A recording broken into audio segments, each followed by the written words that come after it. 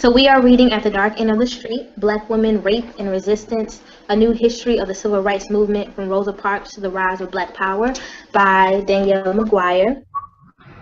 And our sessions it started June 3rd and they last until July 29th. They are from 6:30 to 8.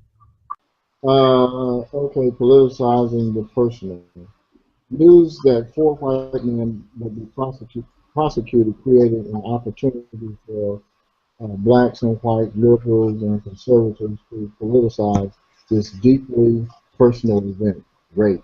White women spoke openly of their fear of retaliation by the black beast rapists. Black leaders like Elijah Muhammad faced the case within the larger dialogue about the power struggle between black and white men.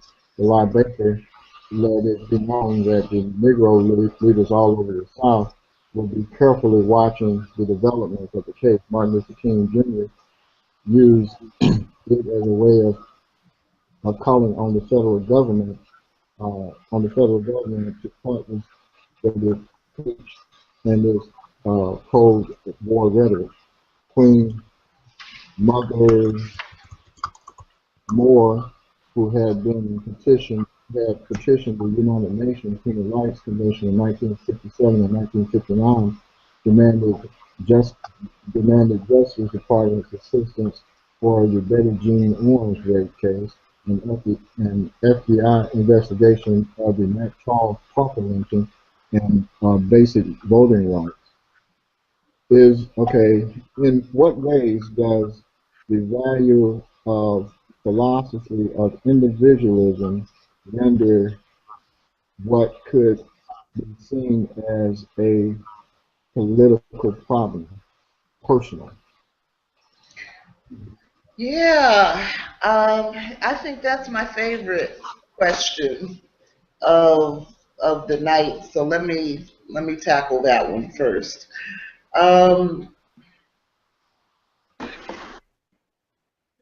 You know, one of my pet peeves or great concerns is that the world we are living in has become so individualistic that that's especially a real problem, I think, for black people. It might be okay to be individualistic if you have power, if you have money, if you have resources. But I think that when you don't, or when you have less, that it's really detrimental to our community to take on this value around individualism. And so rape is a really personal problem. I mean, I love the quote that Patricia Stevens Dew said in this chapter. It was as if we had all been raped, because I think when we allow ourselves to feel someone else's pain, then it pushes us to action or activism. It turns on our collective strength. But when we define each problem as that's your problem, then if it's your problem, then there's no reason for me to do anything about it. So it's. I really wanted to ask that question, I guess, because that's just a ongoing concern of mine, and I'm wondering if you guys have any thoughts about it.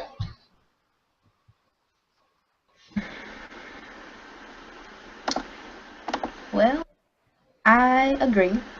I think that not only have people become more individualistic, we want instant gratification, and we lack a lot of compassion and empathy that we used to have.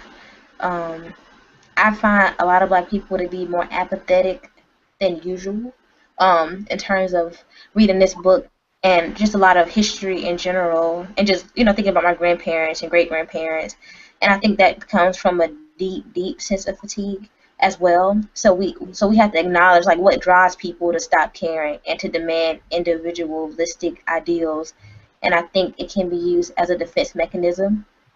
People's fight or flight kicks in and they choose flight, and because it's easier.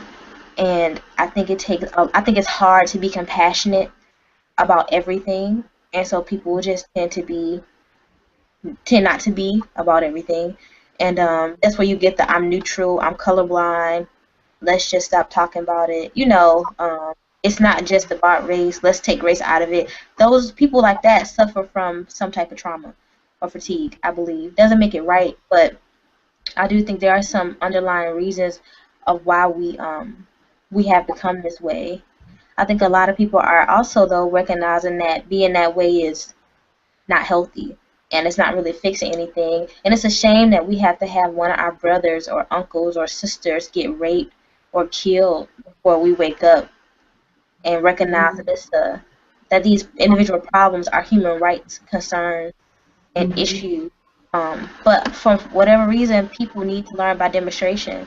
And I think that in terms of, the Hobby Lobby thing going on, the Voter Rights Act, all of this is going to make people realize this individual crap is not working.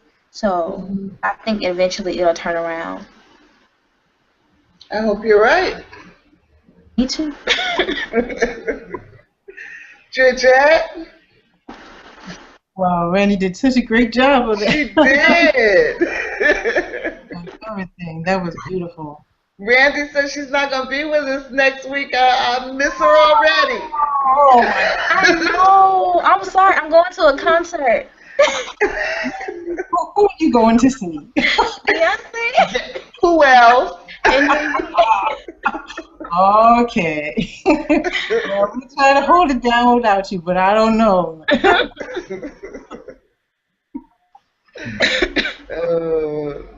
Joe, did you have any thoughts about our individualism? Well, Martin Luther King had a holiday. I always got a thought.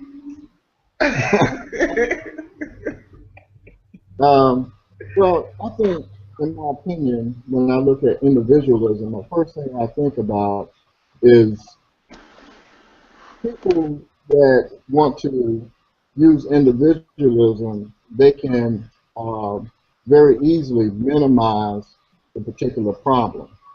Is there, have a question, say, well, is it really a problem? Is it an isolated incident? Let's do a study. Oh, it's so complicated. It's convoluted. And I believe that individualism for a group of people, if you remember, I'm 53, so I can remember the extended family in the African American community opposed to the nuclear family. The nuclear family, individualism, it puts people on the hamster wheel a lot quicker. That may not even be ready to be put on the hamster wheel. It may put, the great-grandparent or the grandparent in the nursing home. It keeps you from collectively pooling resources. It makes Black men and Black women feel that I am not productive because I still live with my parents. I'm 25 years old, even though I am trying to get a footing in a capitalistic society, and I'm not ready to go out. When I've been to Germany, and I know they live with their parents till they're 30 or 35 years old, and the parents stay with the children, or the children stay with the family to collectively, and we bought into the Western society. So individualism is a part of capitalism, and which is a part of our society to keep us on the hamster wheel. I don't want to sound like it's rhetoric. You understand what I'm saying? It makes sense to me. You know what I mean? When I do things like this, I like to look at, not from the standpoint and going what Randy said, not to minimize the race issue, not at all. But I always like to look at capitalism is about capitalism. It don't care who it crushes. If racism is what keeps capitalism alive, let it be racism. If individualism is what keeps capitalism alive, let's use that. If it means whatever, just keep the hamster on the wheel. Right. It's very effective. Yeah. Well, I look at individualism as a way to minimize the problem. That's a good way of thinking about it.